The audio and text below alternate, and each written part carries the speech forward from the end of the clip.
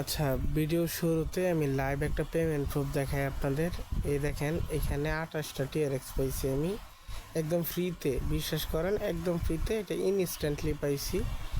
তবে একটু রুলস আছে বুঝছেন, অনেক প্যারার মধ্যে দিয়ে তারপরে পাইছি। টাইমটা দেখেন, কিছুক্ষণ আগে মানে পায়ে আমি ভিডিওটা শুরু করতেছি আর কি। সো আমি এখানে সব প্রুফ দেখাচ্ছি লাইভে। প্রথমেই আমি একটা বোর্ড দিব। প্রথমে আমি এই বোর্ডটা দিব আপনাদের, ঠিক আছে? এই বোর্ড লিঙ্কটা, ওইটা আপনারা ফার্স্ট অফ অল আপনি স্টার্ট করবেন। স্টার্ট করলে এরকম আসবে। আসার পরে আপনাকে এই চ্যানেলে জয়েন করলে 6টা টিআরএক্স দিবে। এটাতে জয়েন করলে 6টা, টোটাল কয়টা? 12টা টিআরএক্স। আর হচ্ছে আপনার দিবে, আর আগে থেকে থাকবে আই থিঙ্ক 8টার মতো না কয়টাই। আচ্ছা যাই হোক, আপনার টোটালি 28টা হবে এবং 3টা রেফার করলে দিবে 8টা টিআরএক্স। এটা মাস্ট করতে হবে। 3টা টেলিগ্রামে ফেক রেফার করবেন, যেগুলা দিয়ে ফেক রেফার করাইবেন ওইগুলারে মাস্ট এই চ্যানেলগুলোতে জয়েন করতে হবে। কীভাবে জয়েন করতে হবে?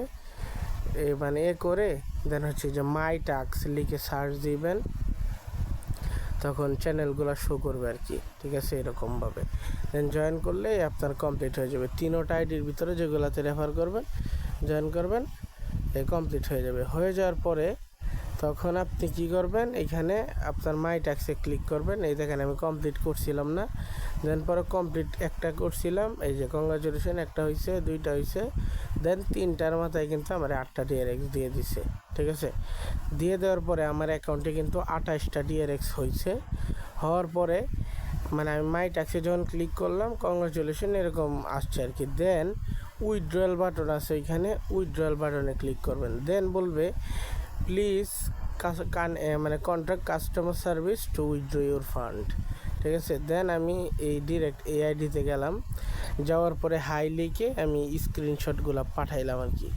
সো এই যে আমার 28টা টিআরএক্স আছে, আমি দেখছি কমপ্লিট টাস্ক স্যার, ঠিক আছে? এরকম কিছু একটা। দেন নিচের দিকে আসবো। দেন আমি নিচের দিকে আসলাম, আমি লিখছি উইথড্র মাই ফান্ড, ঠিক আছে?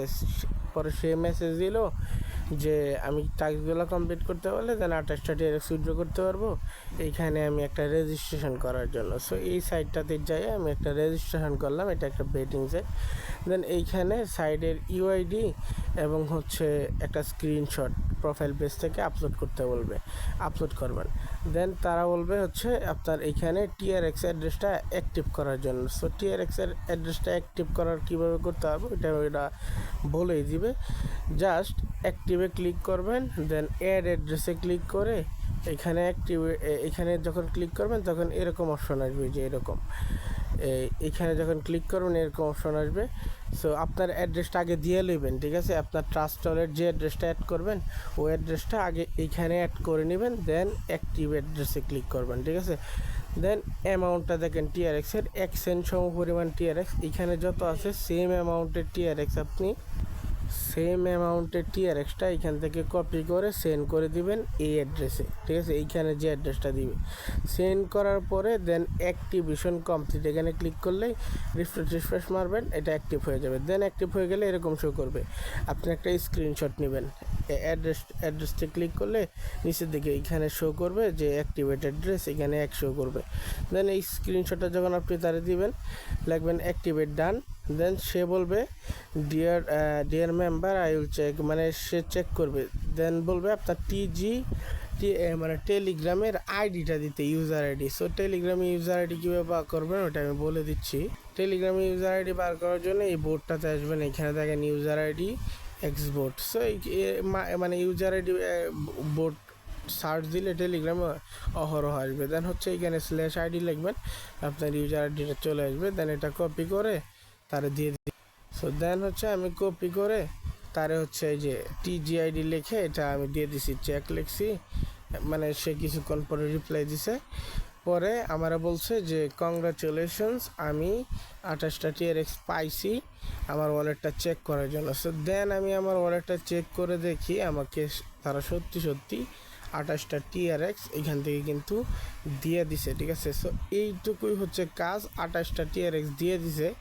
পরে আমি ভাবছিলাম যে গেম অ্যাকাউন্টে দিবে, আমি নট রিসিভ বলছিলাম। পরে কতক্ষণ পরে দেখি মানে ওয়ালেট বলতেছে, পরে ওয়ালেটে ঢুকে দেখি রিসিভ, পরে রিসিভ বলছি। ঠিক আছে, আশা করি বুঝতে পারছেন। সো এইভাবে করে আপনি যদি নিতে পারেন আমি যেভাবে বলছি, তাহলে একটা ট্রাই করে দেখেন।